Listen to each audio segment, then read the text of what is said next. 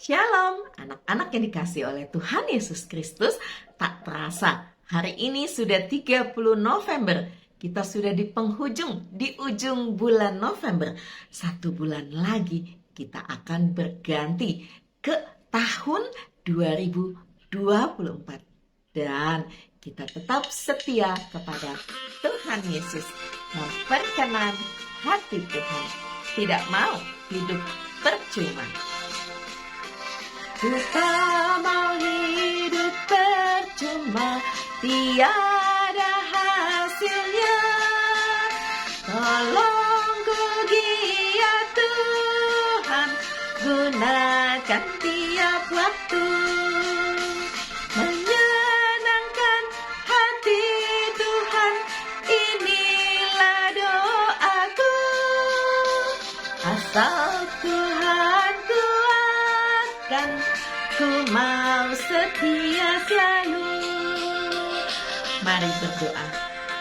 Bapa di surga, seperti lagu yang kami naikkan, kami bisa setia kalau Tuhan menolong kami. Dan salah satu bentuk kesetiaan ketika kami mau belajar kebenaran firman Tuhan. Berkati Bapa, di dalam nama Tuhan Yesus kami berdoa. Amin. Jadi, jika kami telah menaburkan benih rohani bagi kamu, berlebih-lebihkah kalau kami menuai hasil duniawi daripada kamu?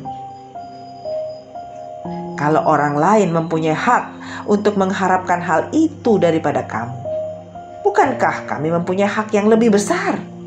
Tetapi kami tidak mempergunakan hak itu. Sebaliknya, kami menanggung segala sesuatu, supaya jangan kami mengadakan rintangan bagi pemberitaan Injil Kristus. Tidak tahukah kamu bahwa mereka yang melayani dalam tempat kudus mendapat penghidupannya dari tempat kudus itu, dan bahwa mereka yang melayani mezbah mendapat bagian mereka dari mezbah itu? Demikian pula Tuhan telah menetapkan bahwa mereka yang memberitakan Injil harus hidup dari pemberitaan Injil itu. Tetapi aku tidak pernah mempergunakan satu pun dari hak-hak itu. Aku tidak menulis semuanya ini supaya aku pun diperlakukan juga demikian. Sebab aku lebih suka mati daripada.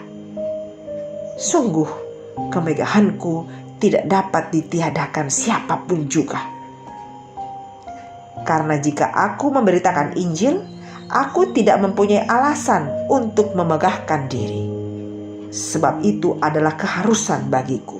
Celakalah aku jika aku tidak memberitakan Injil. Kalau andai kata aku melakukannya menurut kehendakku sendiri, memang aku berhak menerima upah. Tetapi aku melakukannya bukan menurut kehendakku sendiri. Pemberitaan itu adalah tugas penyelenggaraan yang ditanggungkan kepadaku. Kalau demikian, apakah upahku? Upahku ialah ini, bahwa aku boleh memberitakan Injil tanpa upah, dan bahwa aku tidak mempergunakan hakku sebagai pemberita Injil. Sungguh pun aku bebas terhadap semua orang. Aku menjadikan diriku hamba dari semua orang, supaya aku boleh memenangkan sebanyak mungkin orang. Upah sejati. Upah adalah hak setiap pekerja. Hak itu boleh digunakan, boleh juga tidak. Sebagai rasul, Paulus punya hak mendapatkan upah dari pelayanannya. Tapi Paulus tidak mengambil haknya. Mengapa? Paulus tidak ingin upah materi. Baginya, upahnya adalah boleh ikut memberitakan Injil. Itu upah terbesarnya. Upahnya apa? Tanya Ida saat disuruh ibunya. Apakah kamu juga sering menanyakan upah kalau disuruh oleh orang tua atau seseorang? tidak semua hal harus dinilai dengan uang. Contohlah Paulus, dia melakukan hal baik tanpa meminta upah. Mari berdoa. Tuhan Yesus, ajar kami untuk melakukan yang terbaik bukan karena mendapatkan upah, tetapi sebagai ungkapan syukur atas kasih Tuhan dalam hidup kami. Di dalam nama Tuhan Yesus kami berdoa. Amin. Upahnya mana? Ya, adik-adik yang dikasih oleh Tuhan Yesus Kristus, upah kita besar di surga ketika kita melakukan hal-hal yang baik, bukan hanya pada orang-orang yang kita kenal, bukan hanya pada keluarga kita, tetapi kepada setiap orang tanpa terkecuali. Percayalah, karena Tuhan Yesus mengasihi seluruh umat manusia. Amin.